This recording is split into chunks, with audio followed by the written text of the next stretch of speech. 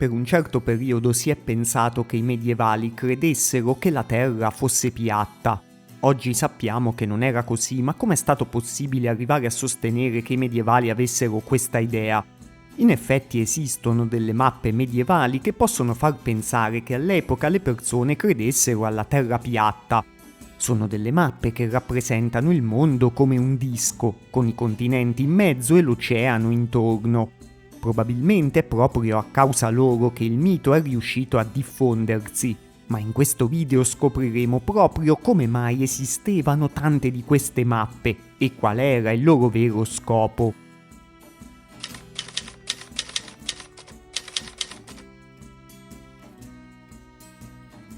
L'idea di una terra piatta probabilmente è stata diffusa davvero, ma molto prima del Medioevo. Conosciamo per esempio una famosa mappa del mondo babilonese, risalente circa all'VIII-VII secolo a.C. e conservata oggi al British Museum. Qui la città di Babilonia è rappresentata su un territorio circondato dall'oceano. La rappresentazione è simile a quella che abbiamo già visto per le mappe medievali e anzi, secondo alcuni studiosi, queste mappe antiche potrebbero addirittura averla influenzata. Ma bisogna dire innanzitutto che questo era il mondo conosciuto per i babilonesi e che poi gli stessi babilonesi rappresentano dei triangoli oltre l'oceano che possono essere delle altre terre. Quindi sì, è probabile che gli antichi popoli mesopotamici concepissero veramente la terra come piatta, ma l'idea venne già superata nel mondo antico. In Grecia, per esempio, già nel VI secolo a.C. diversi pensatori proponevano che la terra fosse sferica. L'idea sembra essere stata proposta per la prima volta da Pitagora, o forse da Parmenide, un filosofo vissuto pochi decenni dopo Pitagora. In ogni caso la sfericità della Terra è considerata una nozione acquisita alla fine del V secolo a.C. da grandi filosofi come Platone e Aristotele.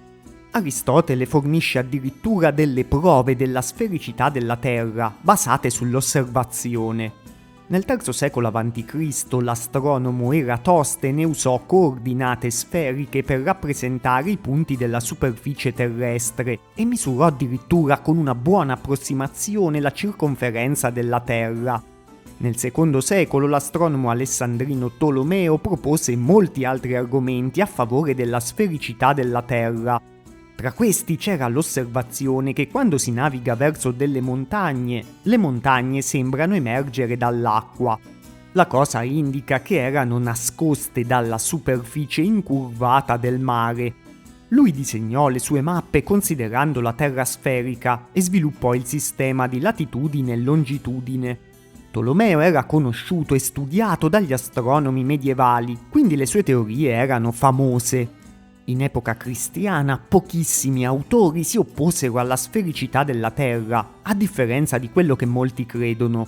Un'indicazione visiva che nel Medioevo si credesse che la Terra fosse sferica è l'utilizzo del globo crucigero nelle insegne di molti sovrani. Il globo crucigero era una sfera con sopra una croce che simboleggiava il potere sul mondo, e il mondo in questione era appunto sferico. Circa dall'VIII secolo d.C. non si conosce nessun cosmografo degno di nota che abbia messo in dubbio la sfericità della Terra. L'opinione che nel Medioevo si credesse che la Terra fosse piatta è entrata nell'immaginario collettivo solo dopo la fine del Medioevo, quando le epoche successive hanno voluto raffigurarlo come un'epoca buia, di ignoranza, oscurantismo e superstizione.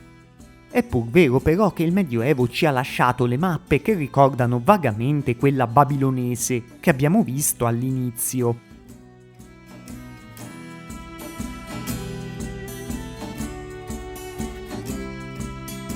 Approssimativamente le mappe del mondo sopravvissute dal Medioevo ai giorni nostri sono 1100. La maggior parte si trovano inserite in manoscritti e molte seguono questa raffigurazione. Per capire le origini di questo tipo di mappe bisogna conoscere le opere di Isidoro di Siviglia. Isidoro di Siviglia visse tra il VI e il VII secolo d.C. e scrisse tantissime opere sugli argomenti più vari. Per tutto il Medioevo fu uno degli autori più studiati, praticamente un punto di riferimento per chiunque si approcciasse allo studio di qualunque disciplina.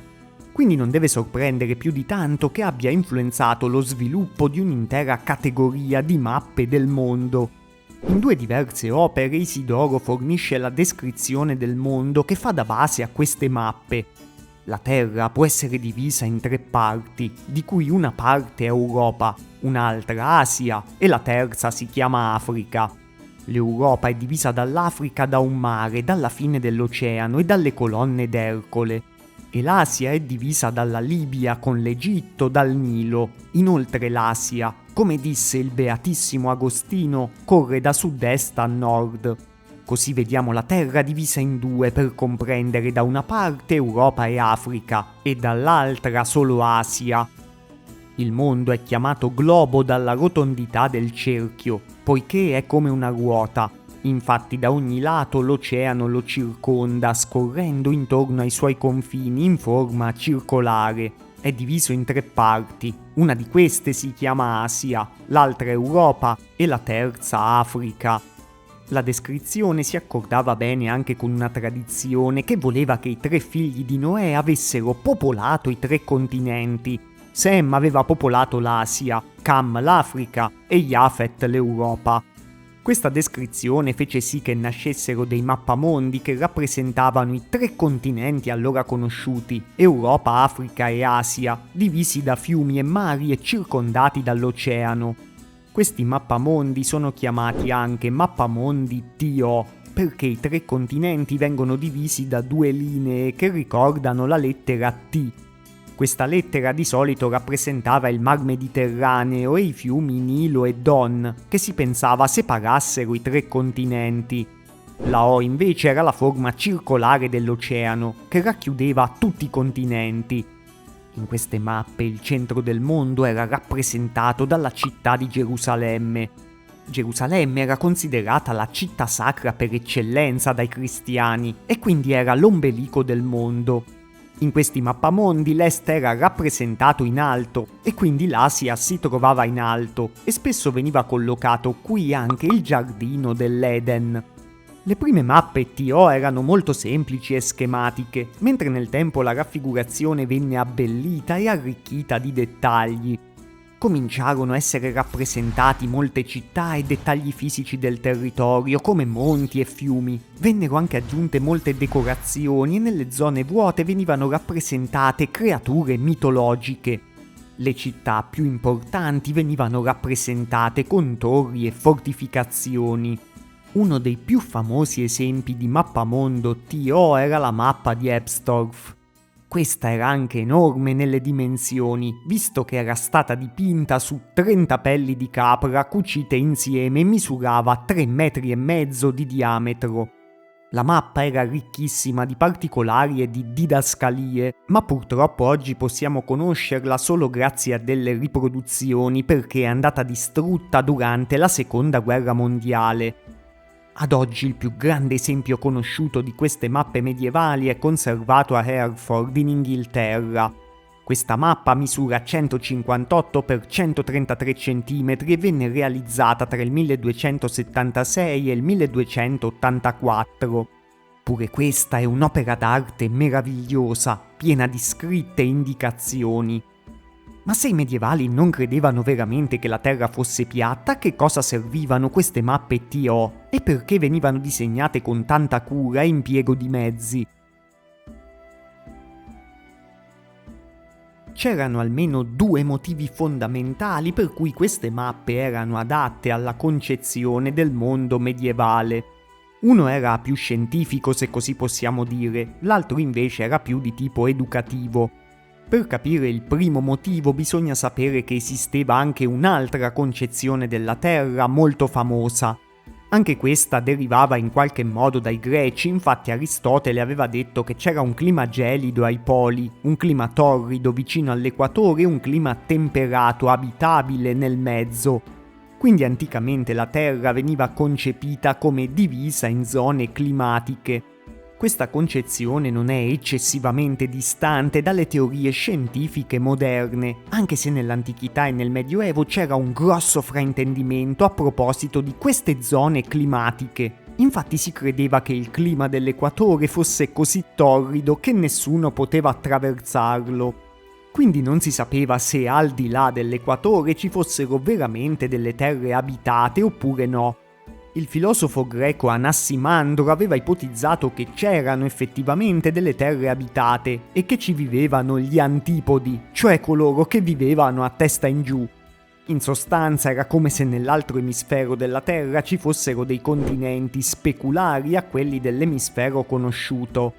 La teoria rimase controversa per tantissimo tempo, infatti alcuni semplicemente non consideravano sensata l'esistenza degli antipodi. Altri invece la consideravano addirittura in contrasto con la fede cristiana, per esempio Sant'Agostino. Nella prospettiva cristiana tutta l'umanità discendeva da Adamo e era stata salvata da un solo Cristo. Quindi gli antipodi dovevano essere per forza disabitati, altrimenti non si capiva come avrebbero fatto i discendenti di Adamo a raggiungerli. Questa teoria delle zone climatiche degli antipodi compare anche in delle raffigurazioni di mappamondi zonali e in mappamondi TO ai quali veniva aggiunta anche la zona degli antipodi. Questi venivano rappresentati come un lembo di terra separato dagli altri continenti e senza dettagli geografici, visto che si trattava di un territorio sconosciuto. Il più famoso modello per questi mappamondi si trovava sui commentari dell'Apocalisse scritti dal monaco Beato di Liebana.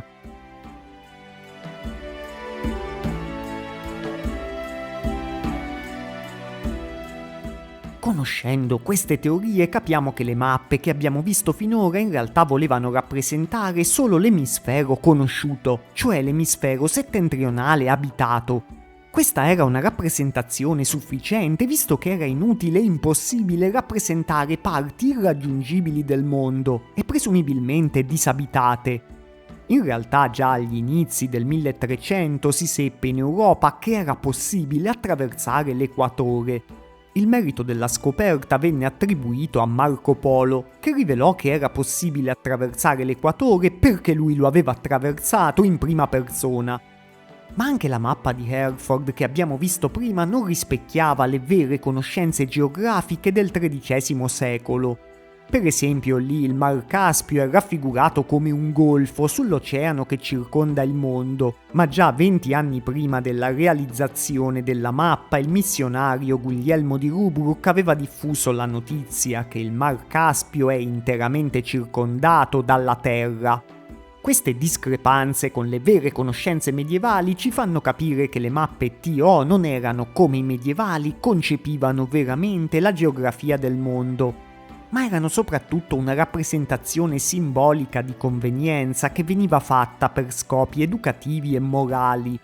Non a caso molto spesso le mappe apparivano in trattati, libri di studio e opere enciclopediche o in contesti in cui si volevano trasmettere valori collegati alla fede. Come abbiamo visto, Gerusalemme era al centro del mondo, rispecchiando perfettamente la centralità della vicenda di Gesù nella storia umana. E i continenti ricalcavano le storie sui discendenti di Noè. Ai nostri occhi le mappe TO possono sembrare superficiali, primitive e poco accurate, ma queste raffigurazioni non erano pensate per essere usate come carte da viaggio o carte da navigazione, e non avevano la pretesa di mostrare i continenti e le acque in maniera proporzionata. Erano invece degli schemi simbolici che volevano spiegare diversi concetti. Quelle più semplici erano in pratica dei diagrammi che servivano a insegnare idee come la sfericità della Terra, la distinzione delle zone climatiche e i 3 continenti conosciuti. I mappamondi più grandi invece avevano spazio per illustrare altri concetti più elaborati come i punti cardinali, i territori lontani, le storie della Bibbia, gli eventi storici e mitologici, la flora e la fauna. Nella loro forma più completa le mappe erano una specie di enciclopedia della conoscenza medievale. Il fatto che avessero un valore soprattutto simbolico e didattico viene testimoniato benissimo da una mappa un po' diversa, la mappa a trifoglio di Bruntin. Questa mappa rappresenta il mondo con i 3 continenti a forma di foglie o di mandorle, con una simbologia che rimanda alla Trinità. Evidentemente riprende dalle mappe TO, infatti mette Gerusalemme al centro del mondo. Ma è stata pubblicata dal pastore e cartografo tedesco Heinrich Bruntin nel 1581, cioè quasi un secolo dopo la scoperta dell'America. Nella mappa stessa viene inserita anche l'America e con le conoscenze geografiche dell'epoca si sapeva benissimo che i continenti non erano a forma di mandorla. Bruntin chiaramente voleva riprendere la tradizione delle mappe simboliche medievali, ma non pretendeva che la sua fosse una rappresentazione accurata dei continenti. Ecco quindi risolto l'enigma di queste strane mappe medievali che hanno contribuito notevolmente al mito della Terra piatta. Per chi ancora oggi non fosse convinto, c'è da sapere che in contemporanea a queste mappe ne esistevano già molte che erano decisamente più accurate e simili alle nostre mappe di oggi. C'erano carte nautiche e portolani, ovvero mappe con le indicazioni dei porti, che saranno fondamentali prima nei viaggi tra Europa, Asia e Africa, e poi anche per le scoperte verso il nuovo mondo.